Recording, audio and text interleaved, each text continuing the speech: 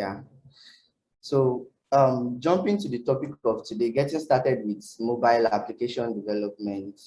Um, Many people tend to kind of like misinterpret what mobile development means, because there are actually some kind of developments which are also mobile, but a lot of people tend to mistake this, and they kind of only believe that applications which are directly installed on mobile devices, which are downloaded from app stores, are only regarded as mobile applications.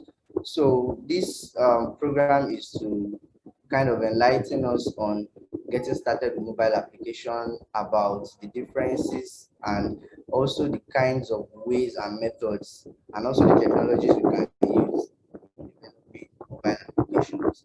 So just a little introduction about mobile application development. Simply put, it entails developing software programs for mobile devices.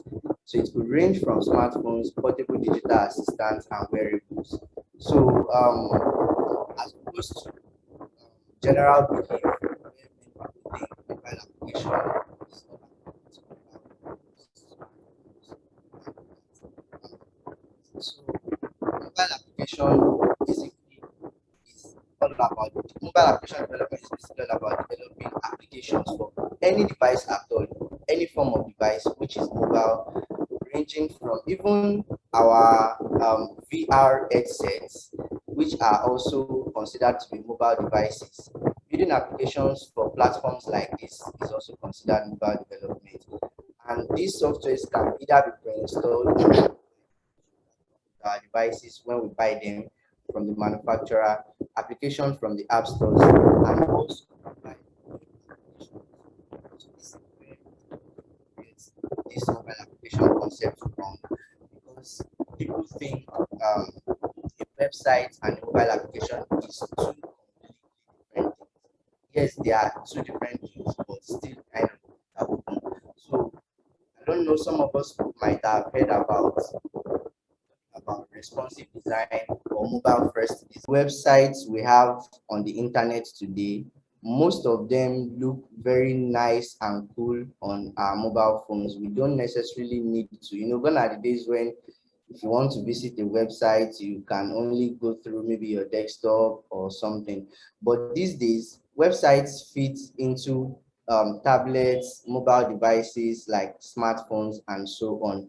So with this advent and concept, we can consider web applications as mobile applications as well, as long as they are able to be run on our mobile devices. And IoT too, I would like to also consider IoT to also be a kind of form of mobile application. So basically, IoT means Internet of Things. So let's take, for instance, an example of softwares installed in uh, um, things like cars, because our cars are mobile as well.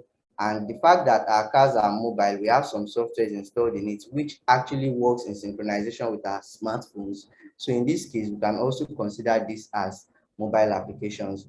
So in recent times, we have to sometimes we ask ourselves questions, because this is one question that many people don't ask. When someone comes out and say, I want to develop a product, the first thing that comes to mind is I want to have an app on the app store. Just like when Nigerians call it, say I want to have an app, like the H pronunciation. So having an app, it doesn't necessarily have to be because based on the general perspective of people saying mobile applications are only installable applications, applications you can get from the app store. So we want to look at why you even need a mobile application in the first place. So looking at recent times, society are more interconnected than ever in the whole of human history due to the advancement of internet and technology as a whole. So as a result of this advancement, there are endless possibilities as to what we can achieve. And in order to actually maximize these possibilities, it is very, very important that these tech advancements are integral part of our life. We are able to take them wherever we go. We are able to access them right at our fingertips whenever we want to. And this helps people to stay connected whenever, wherever they are, to the people they love and the things they love to do on the internet. So now that we have gone through the reason we might feel mobile applications are important to have on our devices, there are some criteria we need to actually consider, because developing mobile applications isn't just about waking up one day and say, okay, we want to develop a mobile application. There are some criteria that needs to be put into consideration, so as to have a well-targeted plan and headway of, okay, this is what we stand to achieve. So before starting out to develop these applications, it is important to first decide on what the target device and the software platform you intend to support. So if you are planning to roll out a product, one thing I would like to add is I'll try as much as possible to make um, this event kind of useful for both developers and CEOs or CTOs alike. So some people are on the end of trying to get a job or trying to look for job opportunities here. And some people are looking towards entrepreneurship, trying to establish an organization, trying to build a product to be out there for people to use and bring in income. So in this case, you need to first know what your target platform is. Like the examples I gave earlier on, we have the smartphones, we have the smartwatches, we have the VR headsets, and so many more like that. You need to first know, okay, what is your business, your business study, what is your use case, what are you trying to achieve? So with that, you are able to determine what device you are actually developing for. Now, after determining what device, based on today's discussion, we'll be kind of focusing more on mobile platforms such as our popular Android and iOS. So let's assume you finally concluded you want to develop your product for smartphones. Let's say you want to develop a fintech application similar to Kuda or something like that, or maybe Carrywise, anything similar. So in that case, you plan to support platforms like Android and iOS. Now, these are the two major platforms we have on smartphones, like everybody knows. So some of these, depending on the target device you eventually choose, there are certain range of software platforms, okay, like I said. So we have the Android and the iOS. However, regardless of your choice of target platform and device, there are two major forms of mobile application development you can pick from. Like I said earlier on, many people mistake web applications and they just tend to write off web applications as mobile applications because, well, it works on the web anyways, and most people think it's not a mobile application, but like I've explained earlier. So if you want to develop this software, after choosing the desired target device and the platform you want to support based on your business case, then we have two options mainly: either a mobile web application, which is basically web-based application, or you have an installable mobile application, which you can develop and allow your users to download and install from the app stores like Google Play Store and Apple App Store. So, um, so this is just a rough illustration to show us that these platforms are kind of the same when it comes to the umbrella of mobile application development: VR headsets, smartwatches, even the web browser. All these platforms are platforms you can consider as mobile. So factors to consider when choosing a form of development. When choosing a form of development, either you want to have a mobile web application or installable mobile application, there are some things you need to consider, such as membership, user retention, notifications, application requirements. Although some of the items that make this list are not very common amongst the things that most people consider. But let's take a look at membership for a second. If your application is heavy on membership, let's say for instance, the application requires your users to be connected to the application almost all the time. Let's take, for instance, an example of Facebook, Twitter, Instagram. In those cases, it is basically an interactive social media whereby people interact and communicate in real time, and you are required, or at least in order to maximize the advantage of the platform, you need to be online for a reasonable amount of time, if not always online. Now, in that case, we would see that these softwares I've just mentioned, they have both the web and the mobile version. So it is very important for softwares like this, which are heavy on membership, like your presence is important to actually maximizing the major goal of the platform. So in this case, yes, well, web applications are also okay in terms of membership, but think about it. As a web application, you have to input the address in the URL, you have to log in, or maybe sign, yeah, you have to sign up. Of course, any application requires sign up, but you always have to log in anytime you want to get in. Sometimes you close your browser tabs, you clear your browser history and things like that. You always have to log in over and over again. But thinking of an installable mobile application, in that case, you have to, once you sign up and log in, for as long as the application is installed on your device, you don't have to perform any form of authentication at all. So in that case, your membership and your authentication session remains till whenever you decide otherwise. So that is one of the things you need to consider when choosing a form of developing your mobile application. So the other one is user retention. Now, this user retention, there are different tactics and strategies that companies and software developers use in maintaining user retention in the applications they develop.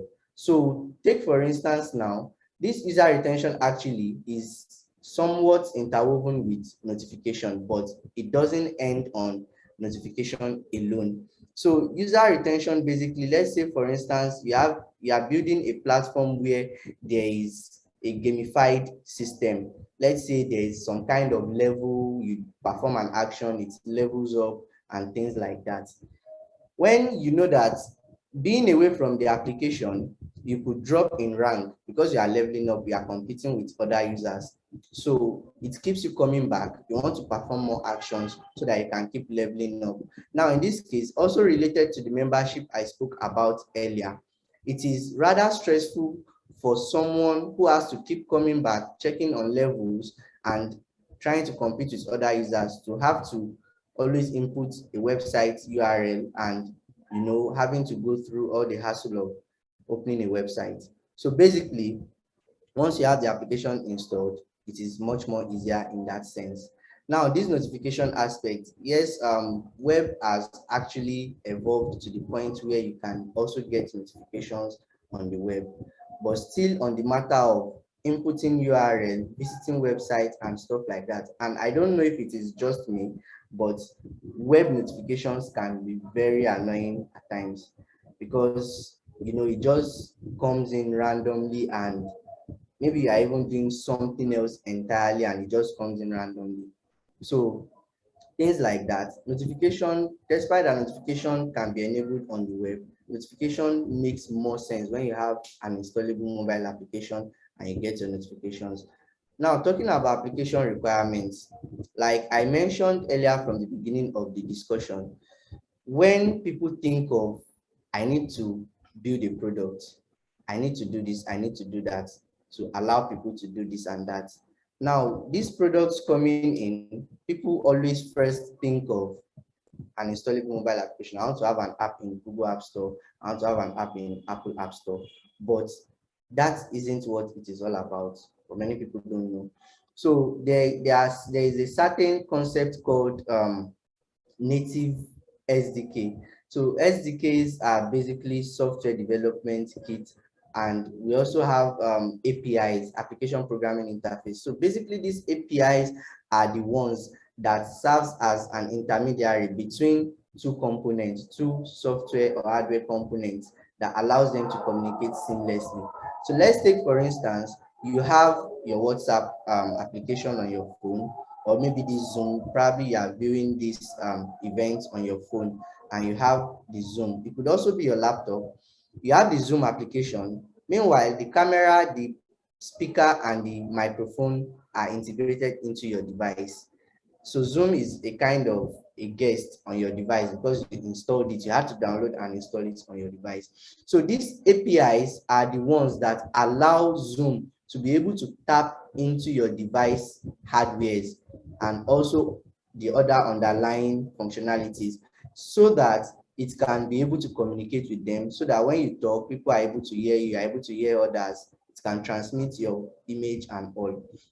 So now considering, when you want to consider your application requirements, if you want to develop a product that doesn't necessarily need any, I'm pretty sure we've come across different kinds of websites. There are some websites that are basically informational. There are some websites that are maybe e-commerce. There are some websites like let's say for instance WhatsApp. We all know the WhatsApp web version. We all know the Twitter web version and other stuff like that. Now, if your application were to be heavy on native device APIs, because actually web has evolved to the point of allowing access to some native device APIs.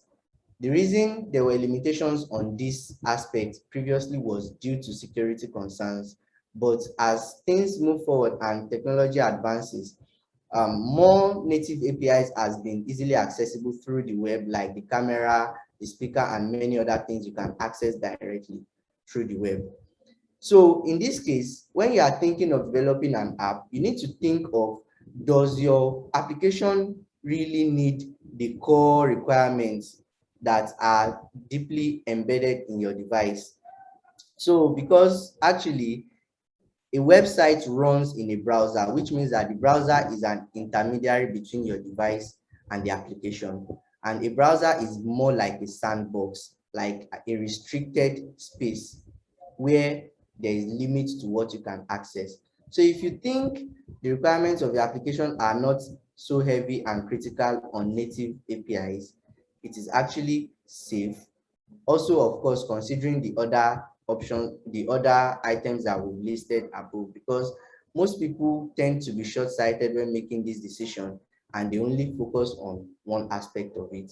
You actually need to consider everything equally and make a proper trade-off decision.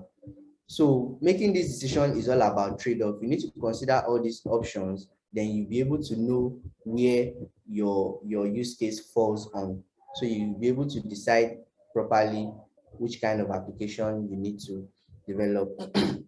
So we'll just be highlighting the two forms of mobile application development briefly. So first off, we'll be touching on the mobile web application. So in order to develop a mobile web application, the necessary technologies needed are basically markup, styling, and programming languages. Many people, or let me say some of us on this discussion would actually be familiar with the HTML, CSS, and JavaScript languages. But unfortunately, many people tend to mistake HTML for a programming language actually. So some people, when they are learning HTML, they say they are learning programming. Well, in a way, contextually, when we look at context from a certain perspective, the fact that you're actually using some kind of structure or definitions to actually inform the computer or your browser to do something, well, you could consider it as programming. But talking about the core tech programming term, HTML isn't a programming language, it's a markup language. Some of us may tend to know this, there is this scientific language that is also used, it also uses tags like HTML, which is used to present. So basically, markup languages are used for presentation purposes. Just like we have our Microsoft Word, whereby you can just open it and start typing and you get to see your results right away. Likewise, HTML, a Word document, for most of us, who, or some of us who may not know, a Word document, every files we deal with on our computer has a file extension. So a Word document has an extension of .doc or .docx. Now, this extension signifies that it kind of allows the computer or whatever device you are running the file on to be able to recognize the kind of application that will be able to run that kind of file. That is the importance of this extension. So you wouldn't want to open a Microsoft Word document in, say, CorelDRAW or Adobe Photoshop.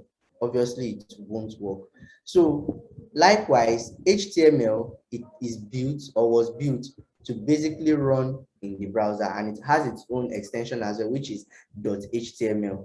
And in the light of that, whatever you can actually do with Microsoft Word, you can basically do it with HTML as well. It is just the way you present your information that is different, because HTML is built to run in the browser. Because of that, the browser only understands HTML tags, and these tags are basically used to wrap the content that you would have normally typed in Microsoft Word. You just need to wrap them with these tags so that the browser can recognize them. So we have the styling language, which is, HTML means hypertext markup language for some of us who may not know. And a styling language, basically, so like just going a little bit backwards, HTML is for markup, basically for expressing your content. So we also have other ones like Markdown, we have XML, which is extensible markup language. So this styling language, which is CSS, cascading style sheets, is basically used to add touches of styling to our HTML documents. Like when we have our Microsoft Word applications where you type in your content, you can go to the toolbar to format your document, bolding it, put color on it, and do a lot of things. That is exactly what CSS is meant for, just for styling. Then we have the programming language, which is JavaScript, which allows us basically to add interactivity. When you click a button, what happens? When you scroll down, what happens? So this interactivity is what JavaScript does for us to basically bring the web application to life. So talking about installable application, there are certain concepts that we need to touch, because for installable applications, it's actually a little bit broader.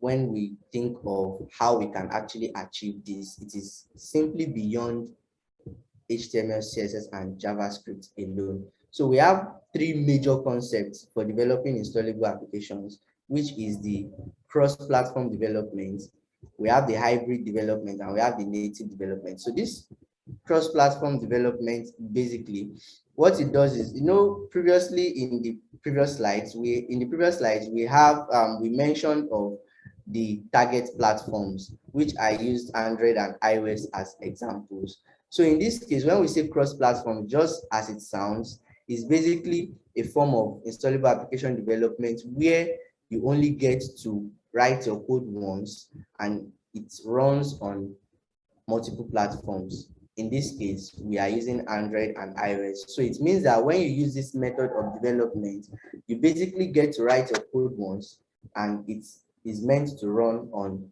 both the Android and iOS platform. So, and the biggest players in this field are Flutter, React Native, and Xamarin. So Flutter is a framework based on the Dart programming language from Google, and it basically allows you to craft UI components using the Dart language. It has a rich library of components which you can use out of the box, and it also has a package system which you can use to get things done quickly instead of you reinventing the wheel.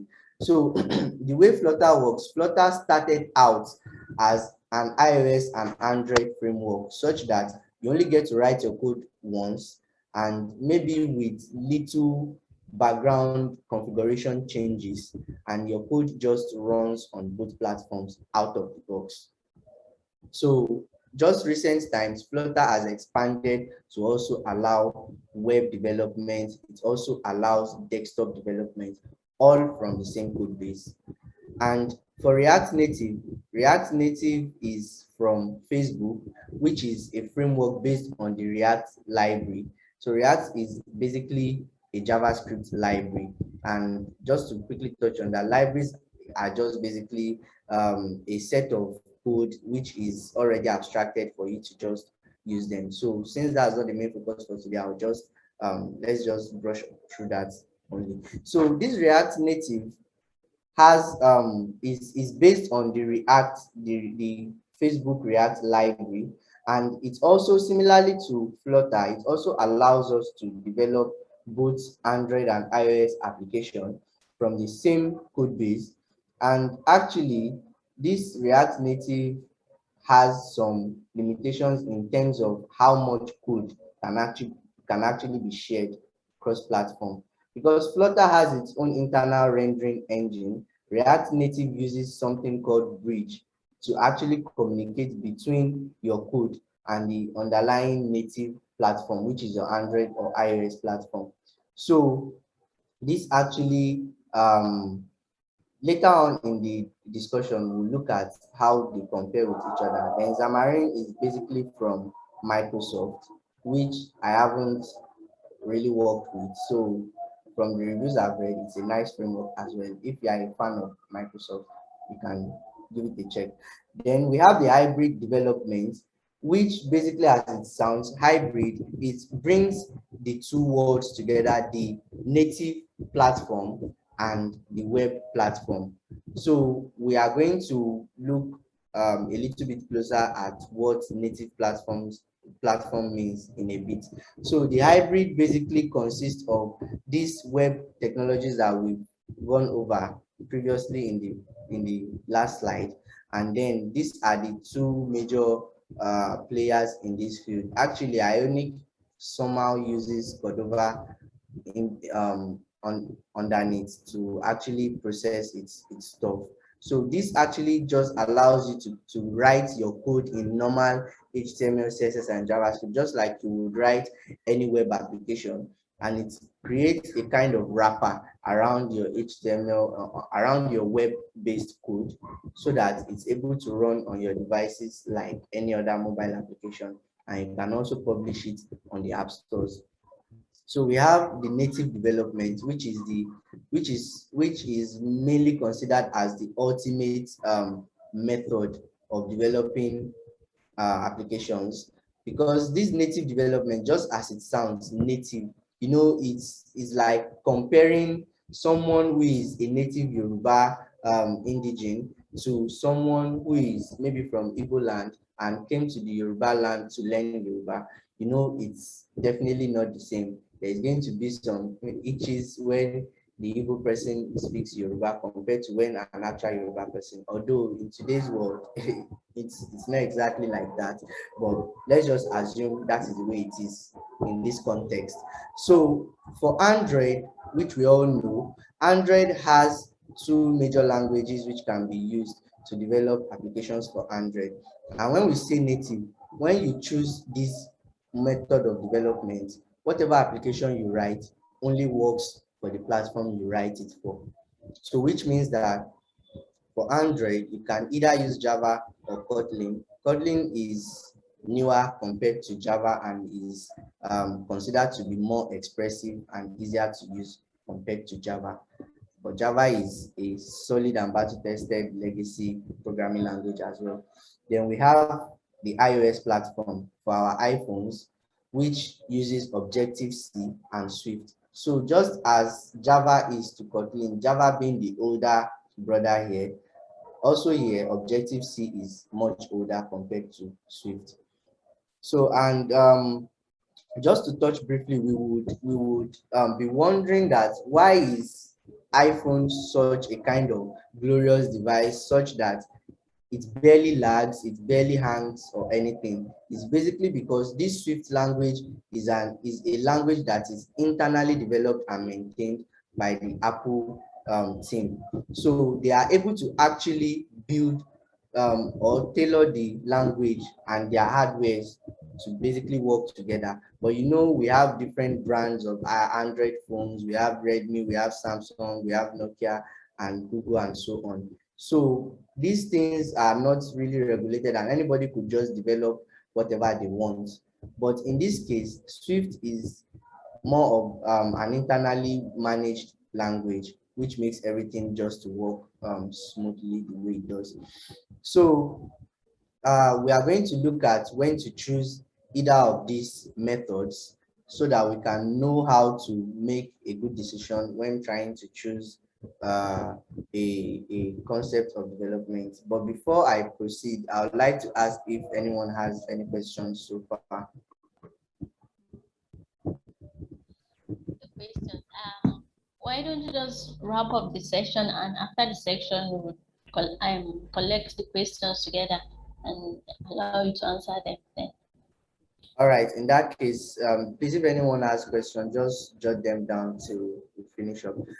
So choosing the hybrid, say adopting a hybrid application development approach can be a pilot solution for emerging startup business. So when we say a pilot solution, is basically you wanting to get to market quickly.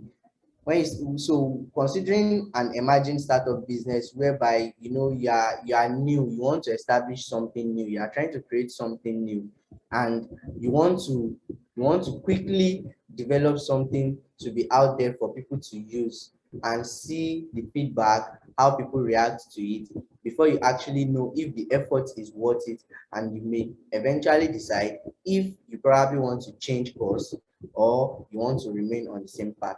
So high development speed and cost-effective nature make this approach ideal for startup. If the user experience and performance is not a priority of the app, it would be the best solution than a native application. So from explanation of the hybrid development earlier, you see we have the HTML, CSS, and JavaScript, which I said earlier on that a web application is basically an application in a sandbox. It is limited.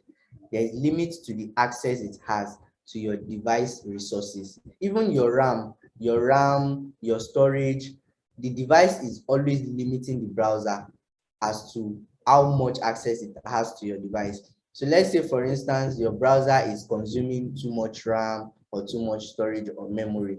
There are times when your device would even automatically clear your browser cache and history just to free up space and all, just to let you know that the browser is very, very limited. And as throwing more light on that, or in the light of that, we now see that using the hybrid option, you basically have a web application. Actually, it is called an headless browser, because basically when you run an hybrid application, if you go to the Play Store, the hybrid applications, a lot of them there, and when you download them, they download and install just like any other application from the app stores. But the downside is that you are basically running an instance of a browser. But when we say headless, it's just like unlike the normal browser, which has field for inputting URL, it has all those menu buttons and stuff. This one is just wrapped in a kind of sandbox, which makes you have a feel of a mobile application.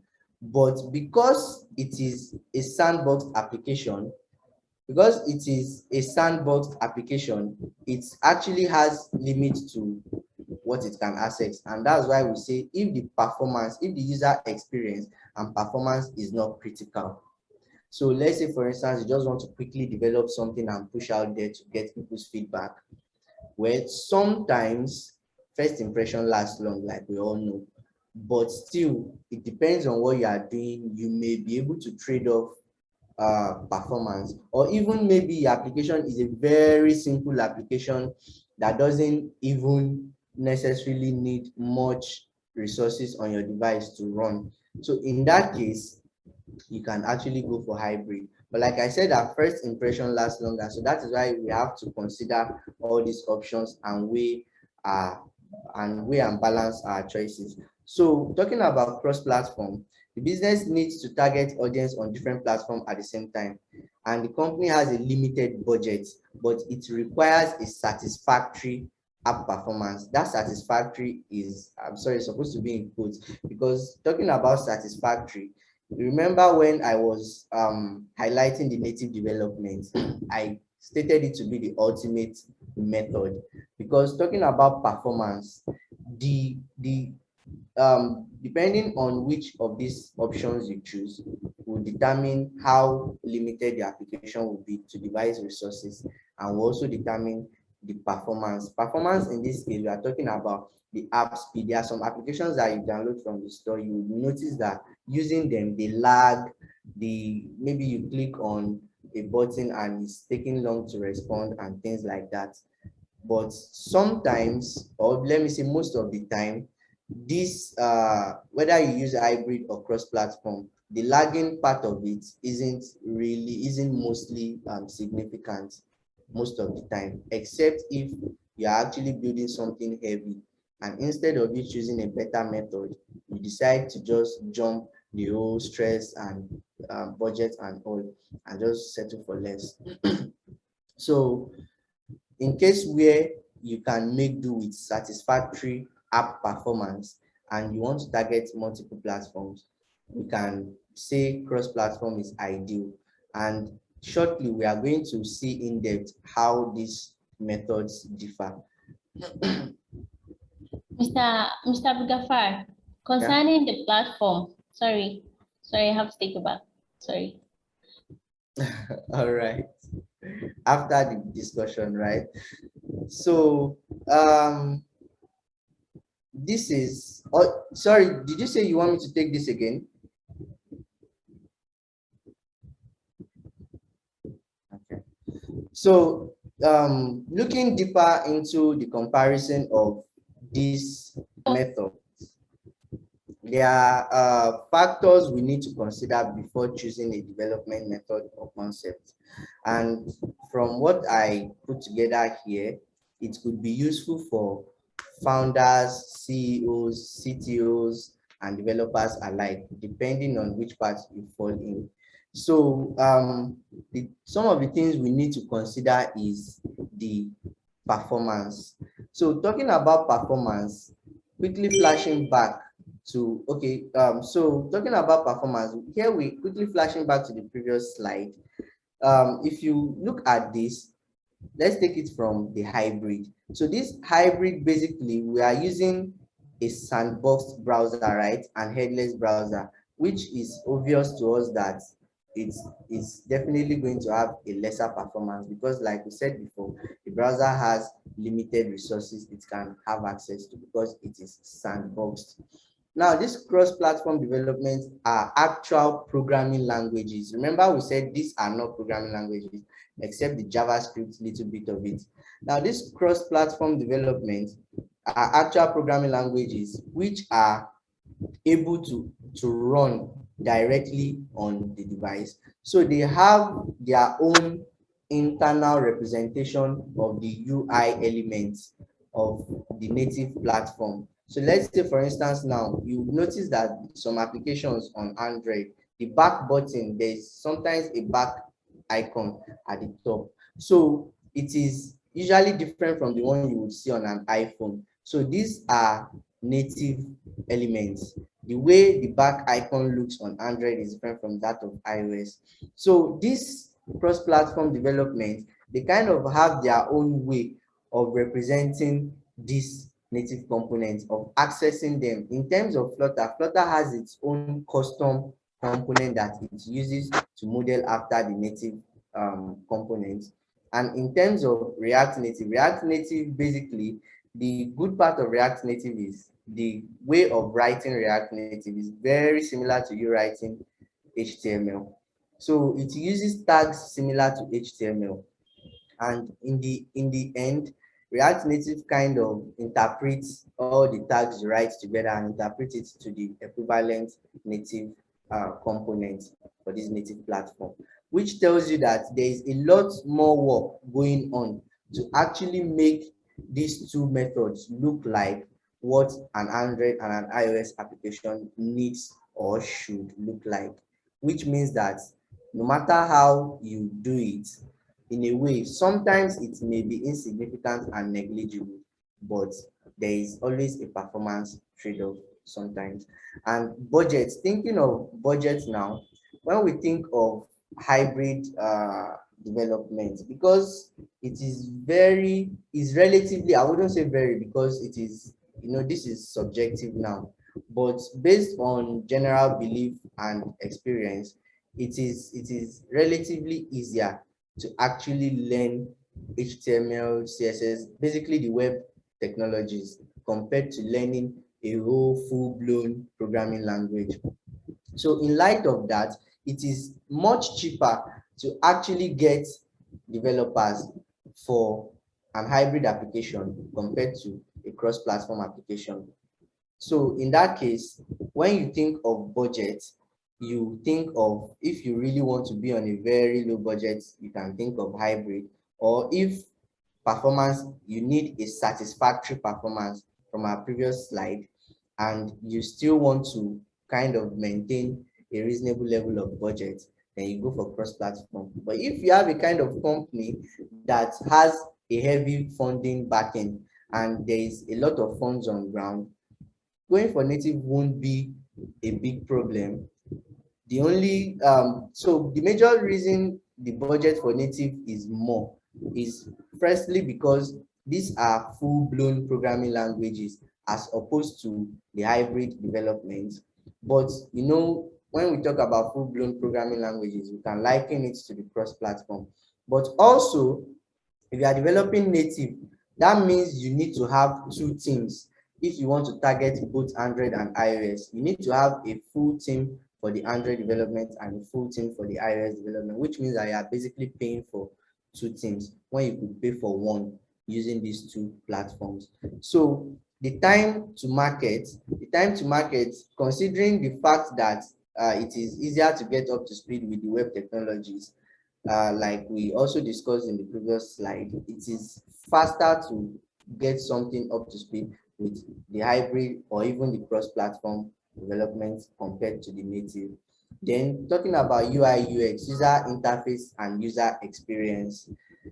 So previously in this slide, I stated that these two platforms try to model after what a native Android or iOS component should look like.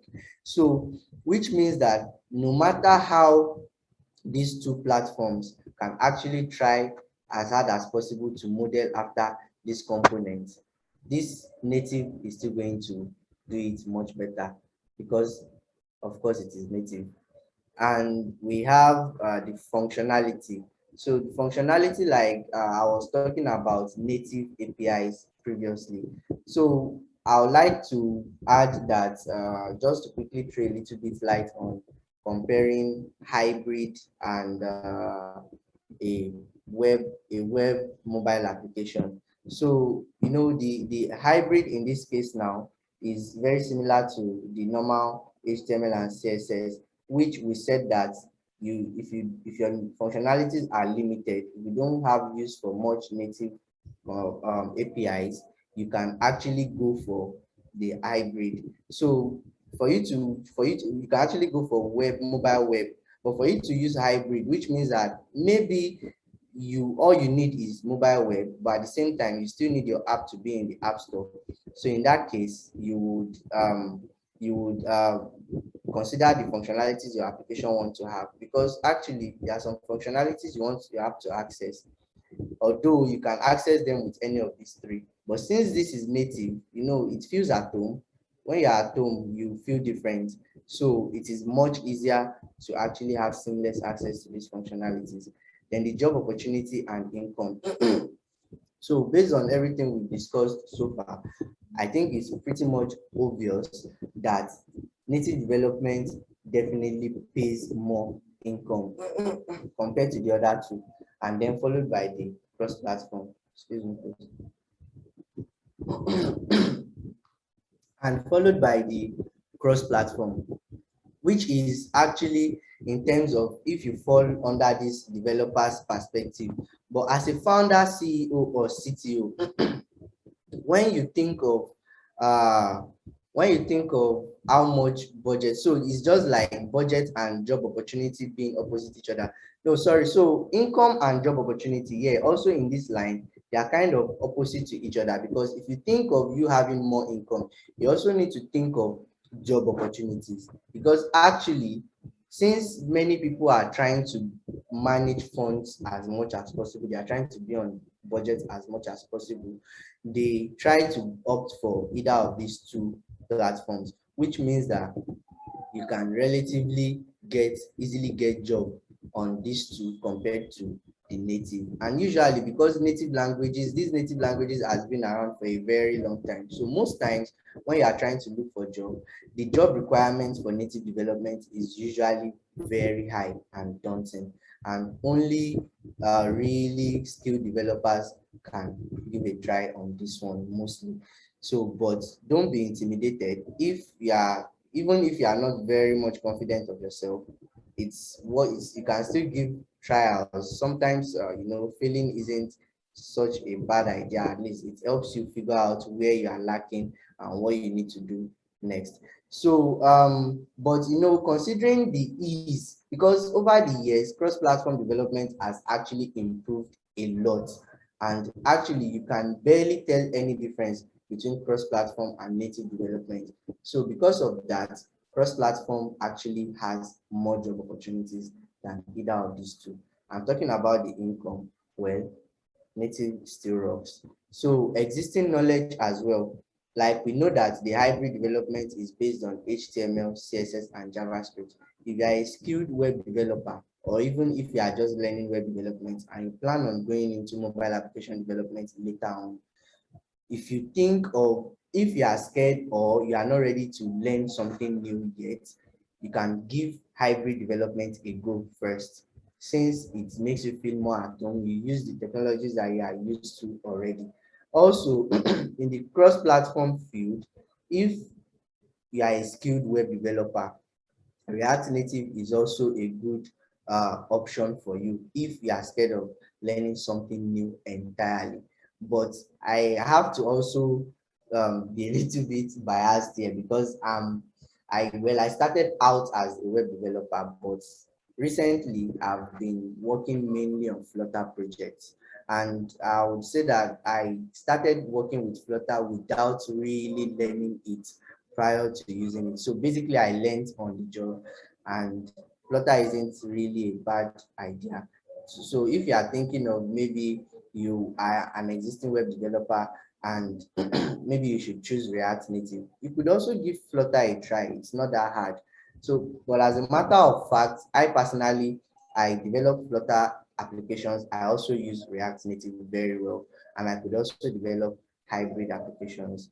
So, but I've tried my hands on native Android and iOS, but they, I've just tried them and dropped them. So, yeah, so that's basically, if you have an existing knowledge and you are hoping to look to which one of these options to choose. So, just because of our time, I'm going to stop here. So, the slide will be shared with us all in case you want to go through the table to see a more in-depth explanation of how these three things differ from each other. So, yeah, thank you so much, everyone, for listening to me. Thank you so much, Mr. AbdulGafar, for that wonderful section. I learned a lot, actually. I've never been a mobile person in the first place, though. But today, I think I'll start thinking about maybe going on to that part now. While the section was going, oh, sorry, before I go on, I want to congratulate you also for the BSc Telecommunications. Is not an easy job, I know. Yeah. Thank you very much. So while the section was on, somebody dropped two questions. He said, please, what's the platform classification for Bootstrap / Angular and Vue? When do you consider using them? And what's the suitable learning path for a newbie? Please, can you enlighten us more about that? Okay, so talking about Bootstrap, Angular, and Vue, in a way, they are it's like actually comparing or classifying apples and oranges. So Bootstrap it falls under styling, the styling language, which is the CSS I spoke about earlier. And if you remember briefly, I also touched on what libraries are. So Bootstrap is basically a CSS library, which allows you to make use of CSS styling without necessarily having to write your own CSS from scratch. So the internet has exploded to a certain point where you can find almost anything you want to implement today, and you don't need to reinvent the wheel. So that's what Bootstrap does for you. Basically, it makes using CSS a lot more easier. So, but just a warning, before you try to say you want to start using libraries, you're advised to, I mean, strongly advised to understand fully well the underlying language itself, because not understanding the underlying language, it could actually be causing more problems than solving them. So that is libraries basically, and libraries are not exclusive to CSS alone. I mentioned React earlier, which is a JavaScript library. So across these different languages, libraries still has the same meaning. So talking of Angular and Vue are frameworks.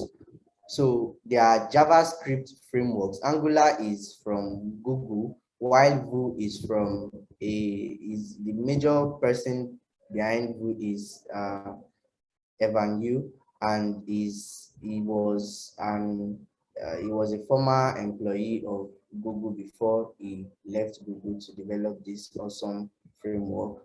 And I'm proud to say that I am a core Vue developer. So despite that, I have good experience with both Angular, Vue, and React frameworks. There are lots more other frameworks that are not as popular as these three, but I am more heavy on Vue, and it's an awesome one. So these are actually JavaScript frameworks, which allows us to also, just similarly to libraries, it allows us to use JavaScript in a much more easier and concise way.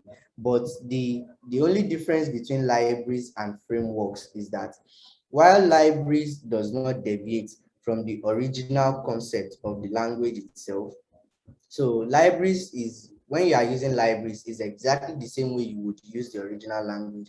It's just that you already have those things available for you, just using them. You don't need to create them all over again. But for frameworks are like mini programming languages. So these frameworks kind of slightly changes the concept of the original language by abstracting a lot of things away. But the objective of libraries and framework is still remains to make your work easier and faster. So Angular and Vue are JavaScript frameworks, while Bootstrap is a CSS library. So just to reiterate your question, using Bootstrap when you have a project involving CSS and you don't want to write a lot of CSS by yourself, you can use Bootstrap. There are lots of other alternatives such as Tailwind CSS. I personally would recommend Tailwind CSS, but it's up to you eventually. You can try both and see what works best for you. So Angular and Vue, if you want to develop full-blown web applications that are performant and fast without having to go through the hassle of writing every bit of logic from scratch. So like I said, that there are many programming languages, they abstract a lot of things, and with the call of certain functions, you can get a lot done in record time. So yeah, that's basically it. So talking about a suitable learning path, well, to be honest, there isn't one way to this thing, but yes, at the same time, it is very, very important to seek a stable learning path, because the internet is exploded with lots of informations, which most of them can be misguiding at times. So for the sake of our time, I could drop a recommended path to actually go on and be a professional web developer for you. Maybe the person contacts me privately. So just not to hold everybody else up. I hope I answered the question. Yes, thank you. I'm very sure that